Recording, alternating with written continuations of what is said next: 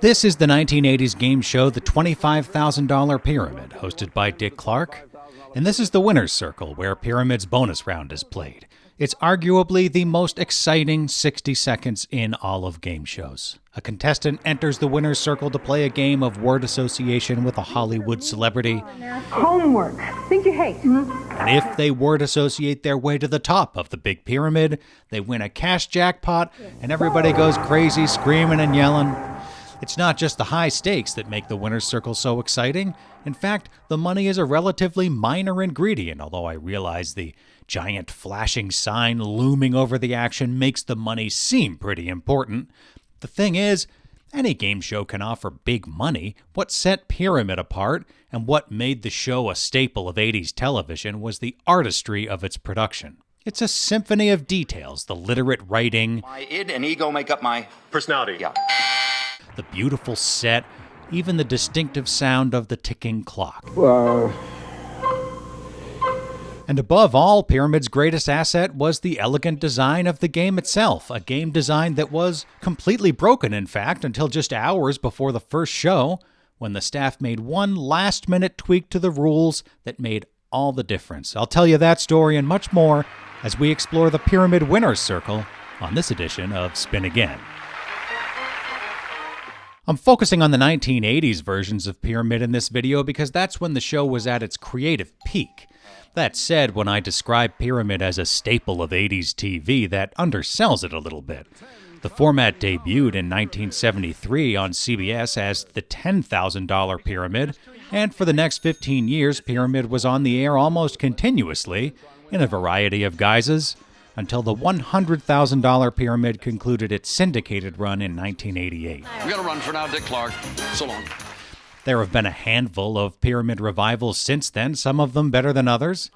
Most recently, there's a half-decent weekly version that ABC has aired in the summers on and off. It's fine. There was a version with Donny Osmond that was quite terrible. Throughout all these permutations, the game has stayed the same because it's a beautiful one. Pyramid is a game of fast communication played by teams that pair a contestant with a celebrity partner like Joanne Worley Broadway! or Nipsey Russell. The action unfolds in two parts, the front game and the end game. In the front game, the object is to describe for your partner a series of clues, all of them belonging to a particular category. Describe these things associated with a calendar.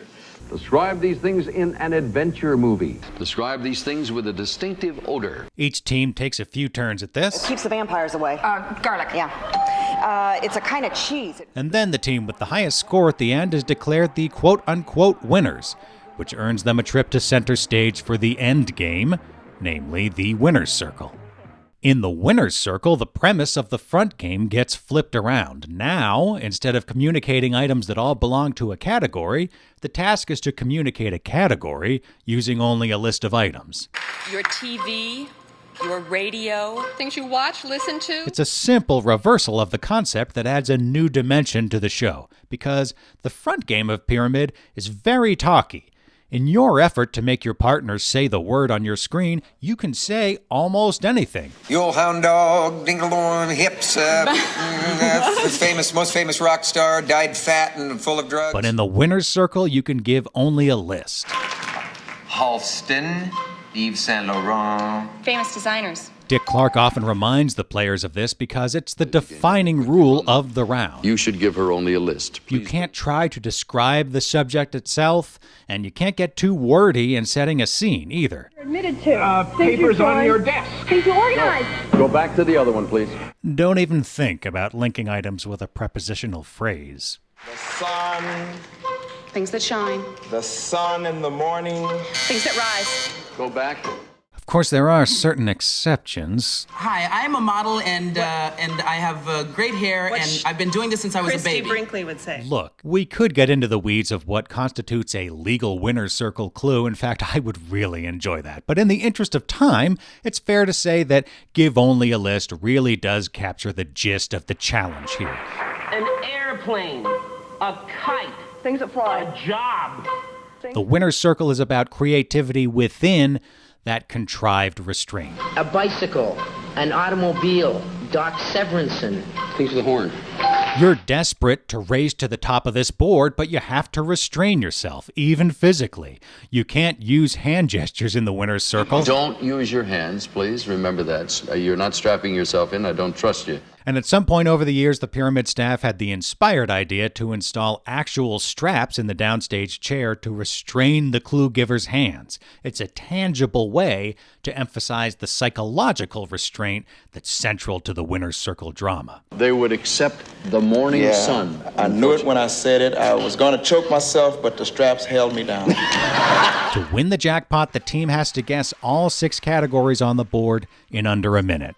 That seems easy at first when they're breezing through the relatively straightforward subjects on the first tier of the pyramid.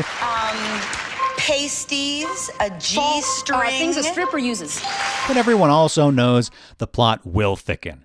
The subjects grow more abstract and esoteric on the second tier, forcing players to think more creatively under growing time pressure. A barnacle, a boat's barnacle. Things you scrub off. And then, as you might imagine, the box at the top typically serves as the final boss of the round. A library. Things are quiet. The ratchet of suspense up the 3 tiers of the pyramid, 3, 2, 1, proved to be an extremely durable game design. That format would play out on the country's TV screens thousands of times over Pyramid's long run without ever losing its drama. And the simple 3-2-1 design of it seems obvious, but it wasn't. In fact, until just hours before Pyramid's first episode was taped, the winner's circle used a different and totally broken setup. See, what happened was, the show's creator, a brilliant and prolific game show producer by the name of Bob Stewart, originally imagined that the pyramid endgame would make players guess 10 subjects in under a minute. As he explained in a 1998 interview, they even built a winner's circle board with 4 tiers of boxes. 4 on the bottom, then 3, then 2, then 1. That's 10. And the reason was, according to Stewart, 10 just feels like a game show number, and 6 just doesn't. 4 and 6 are not game show numbers. Get 4 of these, get 6 of the next. Get 10 and you win. It's a natural kind of thing. Well, the production of the show was a pretty rushed affair, and it wasn't until the night before they were set to tape the first episode of Pyramid that Stewart finally had time to do a full playtest of the supposedly final version of the game with some friends. And when they tried the winner's circle round, they soon discovered that 10 subjects in 60 seconds could not be done. And in the 1 minute to play the game, not one person in that living room could get 10. At this point, Stewart was hours away from the premiere taping of the $10,000 Pyramid. They've built the set, they've booked the celebrities, they've hired the crew, and the big jackpot, the one that's featured in the very title of the show, was, Bob Stewart now realized, impossible to win. So he improvised. What do I do? I said, well, we have this golden background on the pyramid. The background of the game board was gold, so he had his crew spray paint a sheet of plywood gold, and they nailed it over the bottom row of the pyramid. Now, instead of 10 boxes, the goal was 6. He said, 6? I said, yes, 6. Well, as it turned out, they left that piece of plywood up there for years. If you watch episodes from the 70s, you can see the little lip on the board that gives away the cover-up. Even better, when the set was totally rebuilt in the 80s, the new design still retained this vestigial blank space at the bottom of the game board, a sort of subtle tribute to the impossible game that Pyramid almost was. And let's talk some more about that 80s set, why don't we? Let's talk about it a lot. The 80s were Pyramid's heyday. The show enjoyed a long run on CBS daytime as the $25,000 Pyramid. CBS congratulates the best, the $25,000 Pyramid. And it also had a successful syndicated version called the $100,000 Pyramid, which was the same show with a big money Tournament of Champions added to the format. After spending the 1970s at a cramped studio in New York, Pyramid's production moved in the 1980s to a slightly less cramped space in Los Angeles, specifically the Television City studio complex. From Television City in Hollywood. With the move to LA came a gorgeous new set, the best look that Pyramid's ever had. The color scheme was an artful blend of 80s pastel blue and 70s earth tones, and the set was versatile. It was able to take on this impressive array of moods, from friendly to ominous to ecstatic. And man, did it photograph well. And by the same token, with years of experience under their belt, the staff of the show knew how to stage and shoot this game. In fact, from the very opening shot of the show, you can see how the set can tell a lot of story in an instant. This is the $25,000 pyramid. This shot introduces the viewer to the winner's circle. At the bottom of the screen, the spotlight and a circle of smaller lights at the floor isolate this little substage. You intuitively understand this is the arena. Right now it's calm, but we expect something to happen here. The rest of the frame is not calm. It's this electric Aztec casino vibrating with light. You've got chase lights wrapping around the title card graphic. Your eyes can't help following them up from the winner's circle to the flashing dollar amount at the top. Crowning the stage, it's a treasure so fantastic, it radiates additional fountains of light. This single picture foreshadows both the quiet isolation of the winner's circle and the bright, loud, gaudy payoff that awaits a winner's circle champion. So when we're ready to play the bonus round, the show comes back from commercial with the winning team in place. Dick makes small talk for a moment or two, making however much or however little chit-chat is necessary to keep the show on schedule. Here is your first subject. Go. As soon as the clock starts, the lights dim. The character of the backdrop transforms. All the blues and oranges drop away, and these hovering red pyramids emerge. The space becomes indistinct and menacing. Now, all they're doing here is adjusting the lights, but the set is so thoughtfully constructed that this one change achieves a big effect. During the gameplay, there's an occasional burst of applause as the unseen audience roots on our heroes from the sidelines, but the team's only reliable companion is the relentless ticking of Pyramid's distinctive clock. The clock, pass. What is that sound that it makes? It's not really the sound of a clock, and yet it's somehow the perfect sound for a game show clock. A potential employee. Countdown clocks are a staple of game shows, and there's a wide range of opinion among producers when it comes to what noise clocks ought to make. Back in the 50s, Beat the Clock's clock made a sort of ticking sound. The only one that's left. You've got the idea. Straight out of Central Clock casting. As the electronic age dawned, beeps became fashionable. Family Feud's clock was respectfully silent. Something you eat that's red. Lollipop. Tick, beep, sit there and be quiet. These are all plausible things for an actual clock to do. So that's one approach, right? Have your clock sound like a clock. The other approach, which many shows also employ, is to mark time with a music cue of a set length, like Jeopardy's 30-second Think theme or the 60-second Obstacle Course theme on Double Dare. Go ahead and find it. Get down on your hands. So you got your two basic schools of thought on the matter. You can either have a clock that sounds like a clock, or you can play some music. And then there's the pyramid clock, which is a little bit of both. The background audio you hear in the Pyramid Winner's Circle isn't one ticking clock sound that they repeat 60 times. It's a continuous, minute-long recording of two human musicians playing a flute and what sounds like a woodblock, 1 beat per second. These situations. They just sat down and played this clock sound for a minute or so, and not like robots either. The recording has an analog warmth to it. You can hear the human variation from second to second. Not each tick of the clock sounds exactly the same. Ocean sand. The woodblock makes this music cue sound clocky, that tick-tock sound, but the flute adds tone and body to the mix. The combined sound resonates in the studio in a way that subconsciously enlarges our sense of the space. The police cars. The night guard. A beep, that feels small and tiny. But this sound, it echoes a little. And that hollowness makes the winner's circle feel empty and lonely for the players, especially in those desperate moments where they run out of things to say and all we can hear is that clock. Pass. The flute-woodblock combo is clearly the superior clock sound. At least Bob Stewart seemed to think so. Beyond Pyramid, he used the flute block for the bonus round of his somewhat clumsy NBC word game Go. Blood goes into your... And you can hear it in the rather winner's circle-like endgame on another short-lived Stewart show called Double Time. When I propose to a girl, I give Engagement ring. The flute block pops up on shows by other producers, too. For instance, the 80s NBC quiz Sale of the Century used it in that show's climactic speed round. We start the speed round now. Name the South American country whose capital is Buenos Aires. That's what makes the winner's circle literally tick, but what makes the winner's circle tick in a more dramatic sense is the nervous energy between the two contestants. The most vibrant thing in the shot here is something invisible.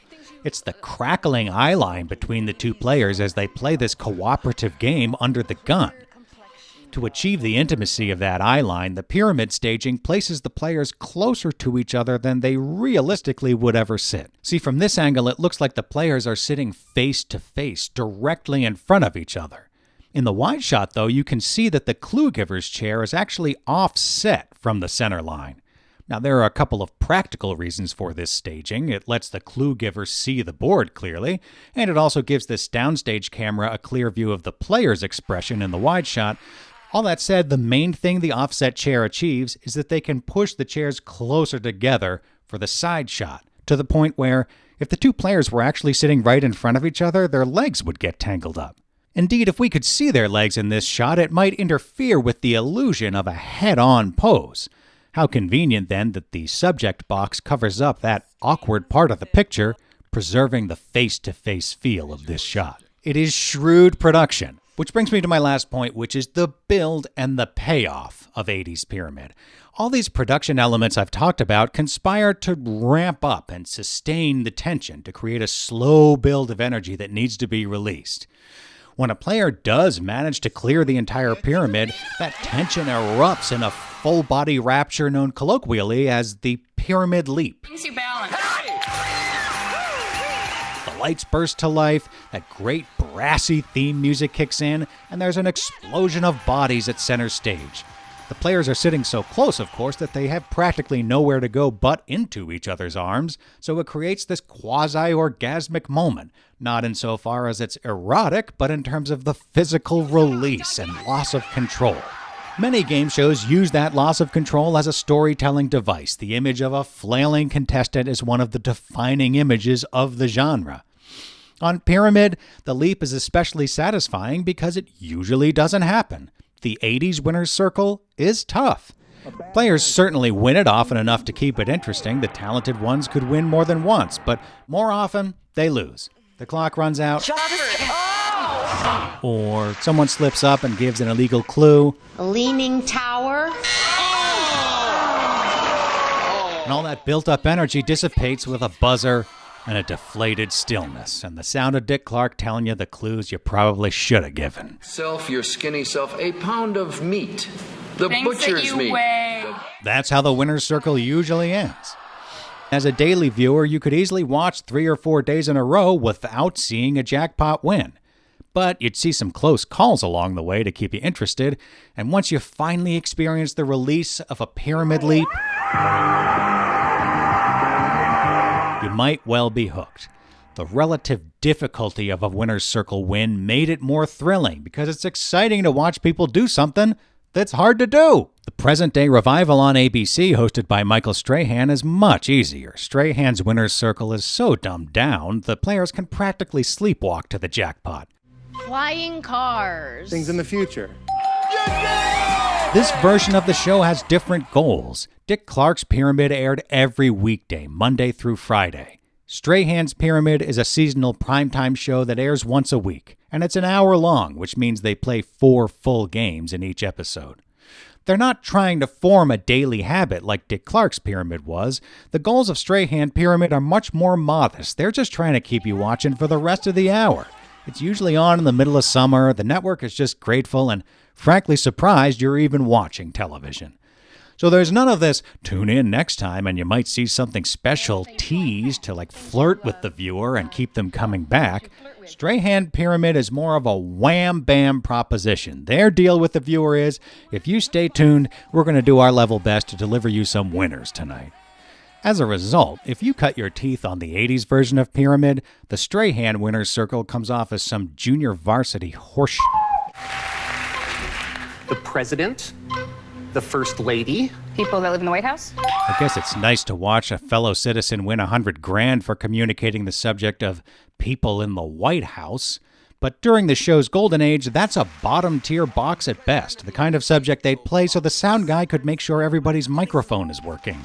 On Dick Clark's turf, you had to work for your payday. Hell, on the max difficulty $100,000 tournament weeks, contestants might face obscenely obscure categories like things with compartments. Your dashboard. And things that are enshrined on the same board. The Torah. Holy books. The Torah, the Two practically impossible subjects, one after the other. And yet sometimes your lingerie. Things with a compartment. Yes. they would pull it off. Hall of Fame. Things. The Hall of Fame books. The Hall Things that are enshrined. And because it was so hard, you felt like you had gotten to witness something remarkable. As Dick Clark put it after this particular $100,000 win, I've never seen anything like that. I've never seen anything like that. And we probably won't see the like of that 80s Pyramid Winner's Circle again on TV anytime soon either.